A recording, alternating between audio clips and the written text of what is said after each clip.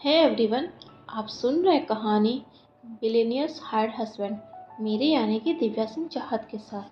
तो चलिए शुरू करते हैं।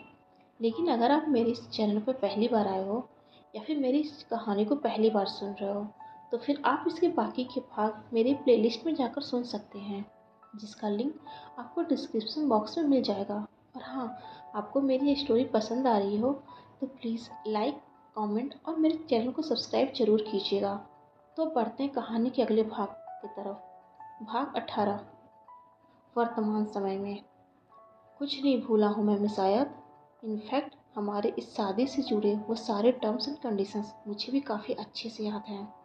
अगर याद हैं तो इन बेतुक के कामों की जगह तुम मुझे उस फाइल में दबे उन रिपोर्ट से जुड़ी कोई बात बताते, ना कि ये सब। एनीवेज, मैं फ्रेश होने जा रही हूँ, तब तक ये सारा कचरा सिमट जाना चाहिए।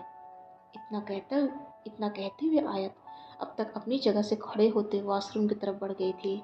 तो वे पीछे बैठे अयांश के चेहरे पर हल्की नाखुशी वाले भाव साफ नजर आने लगे थे, जैसे आयत ने कमरे की सजावट को कचरा बोलकर उसे एक ठेस पहुंचाई हो। तभी किसी ने उनके कमरे के दरवाजे को भी नॉक कर दिया था, जिसे सुन आयत एक नज़र अयांश की तरफ देखते हुए दरवाजे की तरफ बढ़ गई थी, जहाँ उस पार खड़ी अंजना गुप्ता को, खासकर उनके चेहरे पर उभरे एक घबराहट के भाव को देख आयत ने भी थोड़ी जल्दबाजी में ही कहा, क्या हुआ बड़ी माँ? आप इतनी घबराई हुई क्यों हैं? सब ठीक तो है? आयत, वो तुम्हारे नानू। नानू? क्या हुआ नानू को? अंजना गुप्ता के मुंह से जगदीश माहेश्वरी का जिक्र सुनते ही आयत भी अब तक कमरे से बाहर निकल आई थी।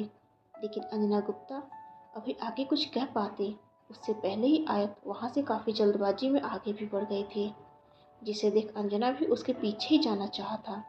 लेकिन तभी उनकी नज़र कमरे के अंदर बेड व उसके सजावट पर पड़ गई थी, जिसकी वजह से उनके आगे बढ़ते हुए कदम अपनी जगह पर ही अटक कर रह गए थे। लेकिन अगले पल जैसे ही उनकी नज़र सामने खड़े आयांश से टकराई, अपनी नज़रों को फेरते हुए वह भी आयस के पीछे चल दी थी। तो उधर दूसरे कमरे के अंदर बेड पर लेटे जगदीश माहेश्वरी शांत लेटे हुए थे। उनके पास ही बैठे एक डॉक्टर उनकी नब्ज चेक करते हुए उनकी धड़कनों को चेक करने लगा था। तो ही बाकी राकेश गुप्ता, बसंत व सुलोचना अपने दोनों हाथों को बांधे डॉक्टर के कुछ कहने का इंतजार कर रहे थे। तभी काफ़ी जल्दबाजी में कमरे के अंदर आते हुए आयत सीधे जगदीश माहेश्वरी की सिरहाने बैठ गई थी। नानू, नानू क्या हुआ आपको? आपकी ऐसी हालत? घबराने वाली कोई बात नहीं मिस आयत, मिस्टर माहेश्वरी ठीक हैं। थोड़ा खान पान का अब से ज़्यादा ध्यान देना होगा। वैसे उम्र के आखिरी पड़ाव पर खड़े हैं, थोड़ी दिक्कतें तो आती ही रहेंगी। बाकी मैंने कुछ दवाइयाँ लिख दी हैं, इन्हें वक्त पर देते रहिएगा, सब जल्दी ही ठीक भी हो जाएगा। इतना कहते हुए उस डॉक्टर ने अब तक एक पेपर पर कुछ लिखकर आयत की तरफ बढ़ाया ही था कि तभी बीच में अंजना ने पकड़ते हुए कहा, इसे मुझे दीजिए डॉक्टर, आयु के पास इन सब के लिए वक्त नहीं है, इसे मैं देख लूँगी। ठीक है फिर मैं चलता हूँ, डॉक्टर ने कहा और उस कमरे से बाहर निकल गए थे। वही पीछे रह गई सुलोचना अंजना की बातें सुन अपने मुंह को हथेलियों से दबाते हुए हल्का मुस्कुरा दी थी। लेकिन आयत अंजना की बातों को पूरी तरह से इग्नोर करते हुए जगदीश माहेश्वरी के पास जाकर बैठ गई थी। तो उधर आयत के बाहर आते ही आयांश भी एक नज़र कमरे व उसमें हुई सजावट को देखते हुए खुद भी बाहर निकल आया था। जहां अभी वह कमरे से बाहर निकलकर नीचे जाने वाली सीढ़ियों तक बढ़ा ही था कि तभी अचानक से उसे एक ठोकर सा लगा और वो सीढ़ियों पर मुंह के बल गिरने ही वाला था कि उससे पहले ही एक मजबूत हाथ ने उसकी कलाई को पकड़ते हुए पीछे खींच लिया था। ब्रो, जरा संभल कर। औकात से ऊपर उठकर सपने देखने वाले अक्सर ऐसे ही मुंह के बल नीचे जमीन पर गिरते हैं, आयांश के पीछे ही खड़े अमित ने कहा, जिसकी बातों में इस वक्त आयांश के लिए एक तंज भी साफ नजर आ रहा था। यहाँ तक कि उसे गिरने से बचाने वाला भी वही था। लेकिन आयांश अपनी कलाई से उसकी पकड़ को लपक झटकते हुए अपने दोनों हाथों को पैंट की पॉकेट में डाल दिया था। औकात? वैसे औकात की बातें, इनफैक्ट तुम्हारे मुंह से औकात शब्द ही सुनने में अच्छा नहीं लग रहा है, जानते हो क्यों? लेकिन उसकी बातों को सुनते ही अमित की भौहें हल्की तन चुकी थी। तभी होठों पर तिरछी मुस्कान लिए आयांश ने एक नज़र खुद की चारों तरफ देखा और अमित के थोड़ा करीब जाते हुए कहा, जो खुद दूसरों के फेंके हुए टुकड़ों पर पल रहा हो उसे औकात की बातें तो बिल्कुल नहीं करनी चाहिए। इस बार आयांश का इतना कहना था कि अमित ने गुस्से में अपनी मुट्ठियों को कस लिया था, लेकिन वो कुछ कह पाता उससे पहले ही आयांश उसके कंधों को हल्का थपथपाते हुए सीढ़ियों से नीचे उतर गया था। जस्ट रिलैक्स ब्रो, कड़वी है लेकिन सच्चाई भी यही है, आयांश ने कहा था। वही पीछे रह गया अमित गुस्से में ही अपनी मुट्ठियों को हवा में मारते हुए चीख उठा था।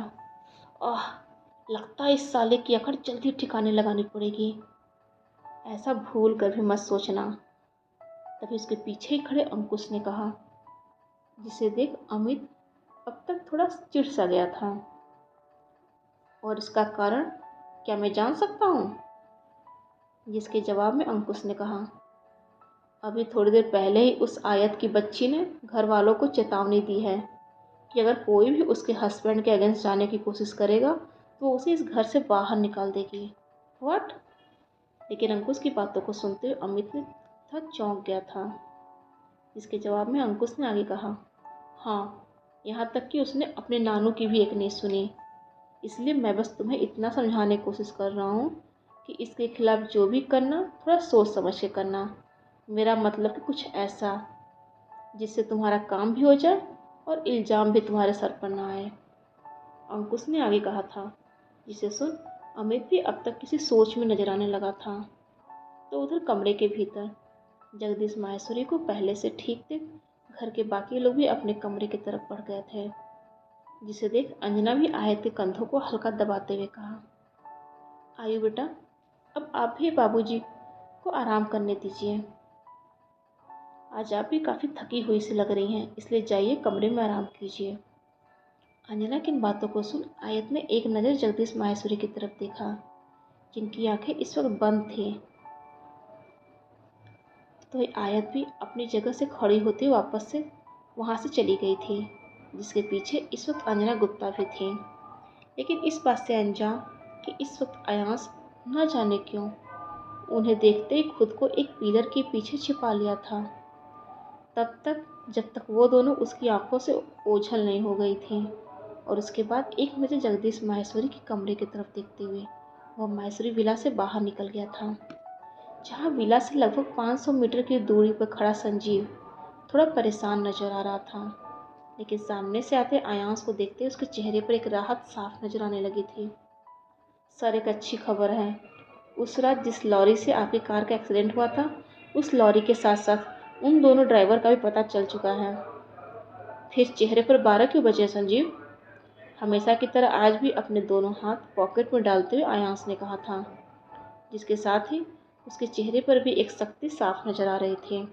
तो वही संजीव आयांश की इन बातों को सुन थोड़ा हड़बड़ा सा गया था। सर, वो दरअसल बड़े सर जल्दी ही वाइस प्रेसिडेंट का अनाउंसमेंट करने वाले हैं, इसलिए आपका भी वहाँ। ये तो अच्छी खबर है संजीव, आयांश ने कहा था। जिसकी बातों पर संजीव ने कहा, लेकिन सर आप वहाँ नहीं रहेंगे तो?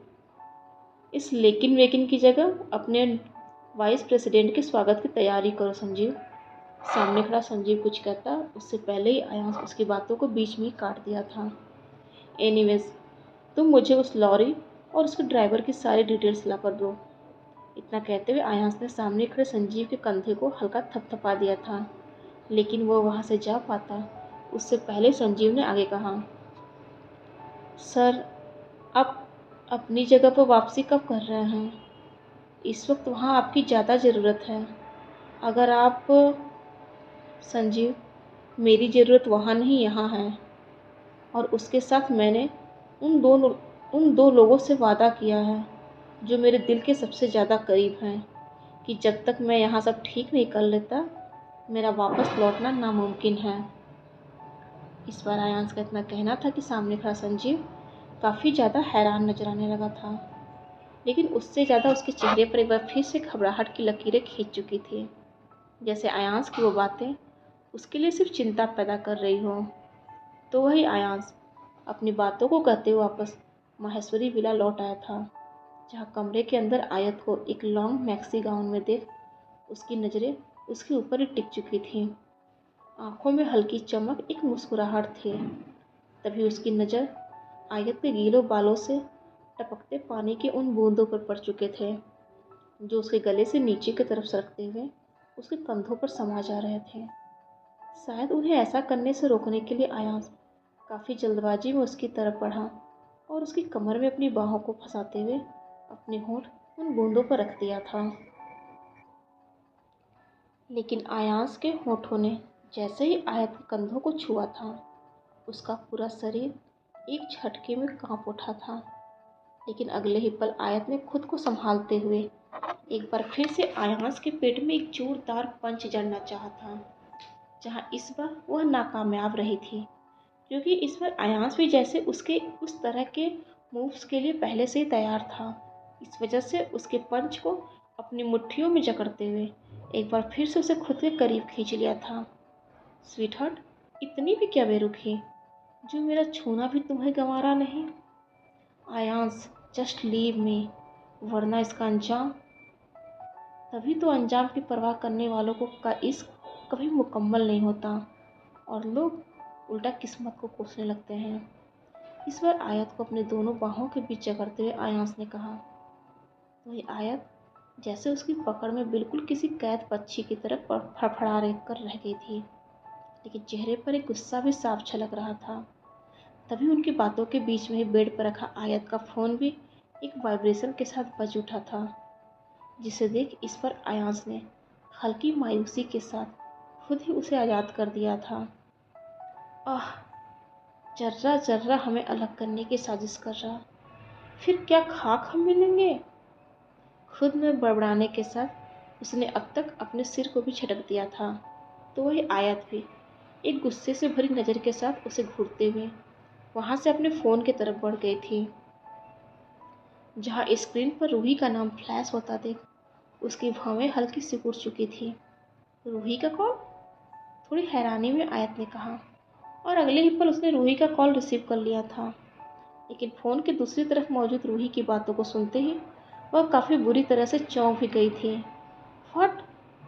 मिस्टर तिवारी का मर्डर हो गया? But how is this possible? And कोई उनका मर्डर क्यों करेगा? जहाँ चौंकते हुए आयत का इतना कहना था कि अब तक थोड़ा झुझलाया हुआ आयांस भी काफ़ी सीरियस होते हुए आयत को ही एकटक देखने लगा था, जैसे वो उसकी बातों को काफ़ी ध्यान से सुन रहा हो। तभी आयत ने आगे कहा, एनीवेज, ये घटना कब हुई थी और उनका बेटा अक्षत कहाँ है? जिसके जवाब में रूही ने जो भी कुछ कहा था उसे सुनते हुए आयत ने आगे कहा, ओह, एनीवेज, अक्षत के पास ये मैसेज भिजवा देना कि उसे किसी भी चीज़ की ज़रूरत हो तो वह बेझिझक माहेश्वरी ग्रुप से कह सकता है, क्योंकि उसके डैड इतने सालों से माहेश्वरी ग्रुप के प्रति लॉयल रहे हैं। ऐसे में माहेश्वरी ग्रुप का भी फर्ज बनता है कि इस वक्त उसकी हर ज़रूरत में साथ दे। You got my point? जहाँ आयत का इतना कहना था कि न जाने क्यों आयांस के होठों पर तिरछी हंसी सी फैल गई थी, जिसे देख आयत ने भी अपनी भौहों को सिकोड़ते हुए कॉल डिस्कनेक्ट कर दिया था। व्हाट?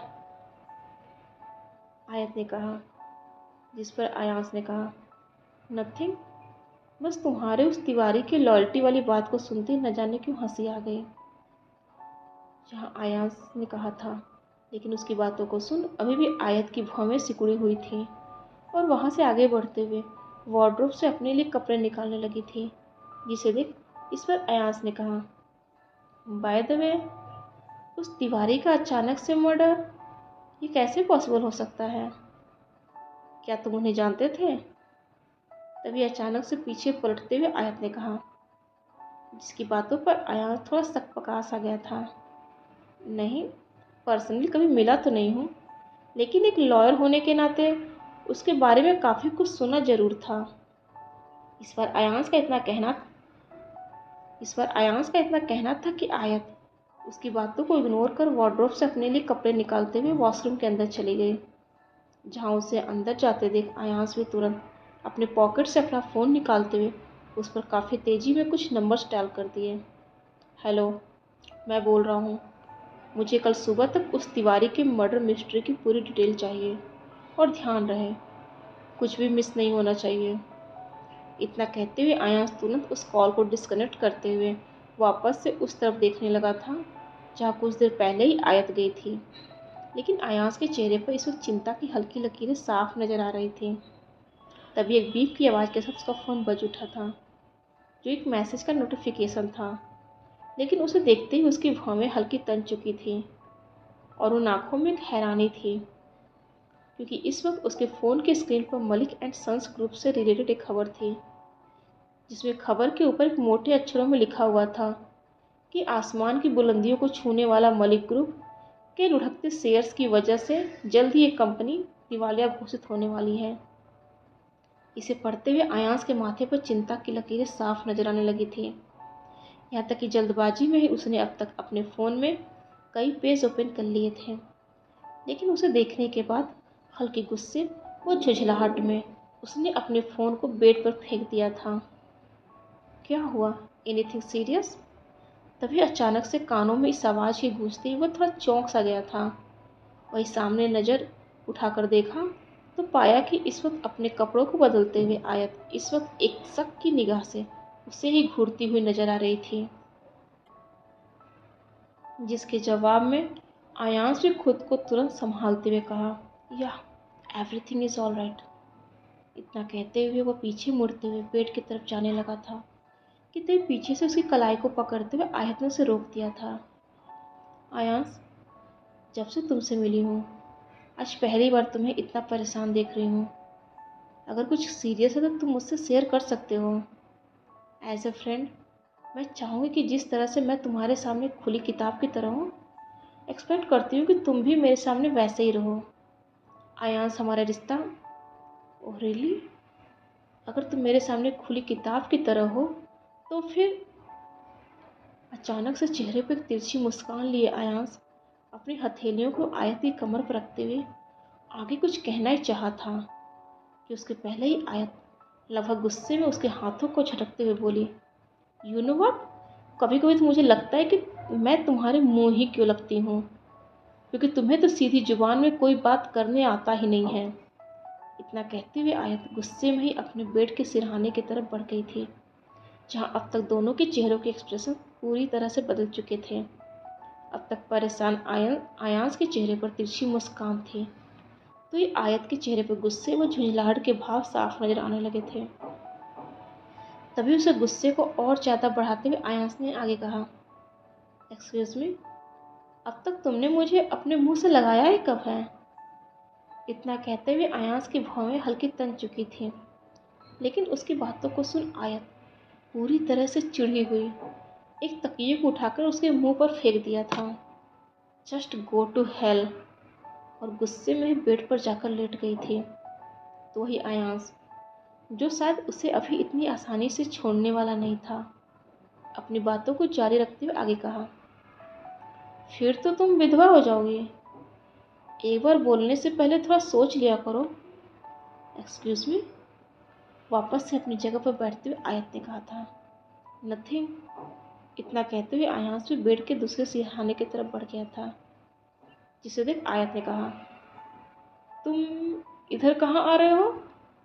रात हो चुकी है तो ऑब्वियसली सोने ही आ रहा हूँ। लेकिन तो इधर कहाँ? बेड पर लगभग कूदते हुए आयत दूसरे सिरहाने यानी कि आयांश के करीब आते हुए कहा था, लिसन, आई नो कि हमारी शादी हुई है और यह शादी हमने बस एक कॉन्ट्रैक्ट के मुताबिक किया है, न कि हमारे बीच में कोई प्यार था। इसलिए आज से तुम उधर सोफे पर सोओगे। What are you mad miss Aayat Maheshwari? अब तक काफ़ी ज़्यादा चौंकते हुए आयांश ने कहा, लेकिन अपनी बातों को पूरा कर पाता उससे पहले ही आयत ने कहा, यस, एंड जाओ चुपचाप वहाँ जाकर सो जाओ। और बेड से दूसरा तकिया भी उठाते हुए आयांश के ऊपर फेंक दिया था। लेकिन इस बार आयांश भी उस तकिए को वापस आयत की तरफ फेंकते हुए कहा, नेवर। But why? बिकॉज मुझे बेड के अलावा कहीं भी नींद नहीं आती।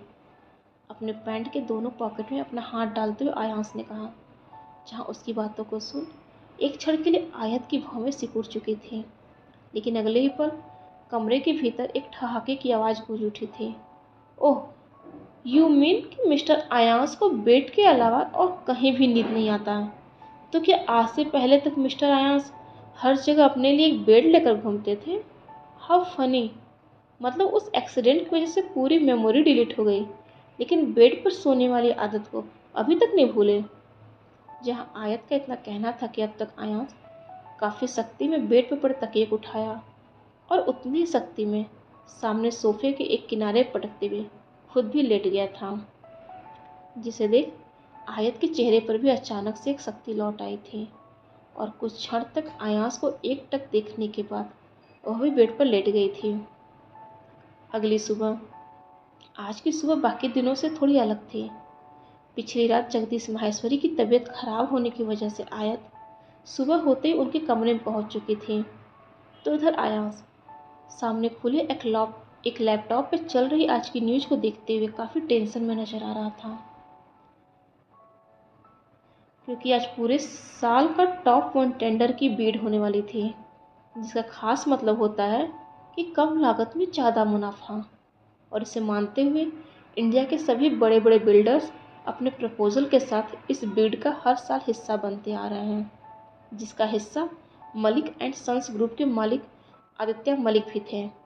लेकिन इस बार इस बीड में उनकी तरफ से उनका बेटा अविनाश मलिक मेज़बानी कर रहा था, जो अब तक की सबसे बड़ी खबर बन चुकी थी, क्योंकि पिछले कई सालों से आदित्य मलिक इस बीड का सिर्फ हिस्सा ही नहीं बल्कि इस टॉप 1 टेंडर को हासिल भी करते आ रहे थे। लेकिन पिछले कुछ महीनों से उनकी कंपनी का जो माहौल बना हुआ था, लगातार लुढ़कते शेयर्स की वजह से लोगों की निगाहें उस कंपनी पर ही टिकी हुई थी, क्योंकि इस वक्त लोगों के मन में इस बात की उत्सुकता ज़्यादा थी कि कंपनी के बिगड़े हालात के बावजूद भी क्या मलिक एंड सन्स ग्रुप इस साल का भी टेंडर अपने नाम कर पाएगा। तो वही वैसा ही कुछ उत्सुकता व चिंता की लकीरें आयांस के चेहरे पर भी थी। लेकिन अगले ही पल कुछ सोचते हुए आयांस ने अपना फ़ोन निकाला और उस पर कुछ देर तक अपनी उंगलियों को दौड़ाते हुए उस फ़ोन को वापस से सोफे पर भी रख दिया था।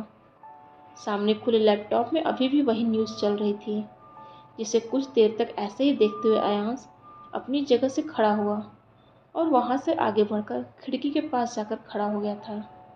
इस वक्त उसके चेहरे की चिंता बता रही थी कि जैसे कोई बड़ी बात हो, लेकिन उससे ज़्यादा वो मजबूर था। तभी पीछे से आती एक आहट को सुन उसकी नज़रें पीछे घूम गई थी, जहाँ इस वक्त आयत अपने कपड़ों को ठीक करते हुए कहीं बाहर जाने की तैयारी कर रही थी। उसे देखते हुए आयांस ने कहा, तुम कहीं जा रही हो? जिसकी बातों को सुन आयत एक हैंडबैग और बेड पर पड़े अपने फ़ोन को उठाते हुए इतना कहा, ऑफिस। लेकिन आज से पहले तुम इतनी जल्दी ऑफिस कभी नहीं गई हो, फिर आज कोई खास वजह? अपनी कलाई पर बंधी घड़ी को घुमाते हुए आयांस ने कहा, जहाँ उसकी बातों को सुन आयत की भौहें कुछ क्षण के लिए सिकुड़ चुकी थी। लेकिन अगले ही पल जैसे उसने उस बात को नज़रअंदाज कर दिया था। अभी मैं अच्छे से मिलने उसके घर जा रही हूँ। कारण? इस बार अपनी भौहों को चढ़ाते हुए आयांस ने कहा था, लेकिन उसकी बातों को सुन आयत थोड़ी चौंक सी गई थी। What are you? Akshat mister Tiwari का बेटा है, और ये बात तुम इतनी जल्दी भूल गए कि अभी कल रात ही मिस्टर तिवारी का मर्डर हुआ है। तो क्या मिस आयत अपने सभी एम्प्लॉय के सुख दुख में ऐसे ही पर्सनली मिलने जाया करती हैं? जहाँ भी आयत अपनी बातों को पूरा कर पाती, उससे पहले ही उसकी बातों को बीच में काटते हुए आयांस ने कहा था। वही एक बार फिर से आयत हैरान ही नजर आ रही थी, लेकिन वो कुछ कह पाती उससे पहले ही आयांस ने आगे कहा, anyways just wait for 2 minutes, मैं भी साथ चलता हूँ। इतना कहते हुए आयांस वॉशरूम की तरफ बढ़ गया था, लेकिन उसके पीछे रह गई आयत इस बार उसकी बातों को सुन अवाक से नजर आने लगी थी। यहाँ बॉस मैं हूँ या तुम, जो मैं तुम्हारे इशारों पर चलूँगी? वो सब मैं नहीं जानता, लेकिन ये ज़रूर जानता हूँ कि मैं तुम्हारा हस्बैंड और तुम मेरी वाइफ हो। चेहरे पर तिरछी मुस्कान लिए आयांस ने कहा और वॉशरूम के भीतर चला गया था। डियर फ्रेंड्स, आज के लिए बस इतना ही। लेकिन आपको मेरी कहानी पसंद आ रही है तो प्लीज़ लाइक, कमेंट और चैनल को सब्सक्राइब जरूर कीजिएगा। हर हर महादेव।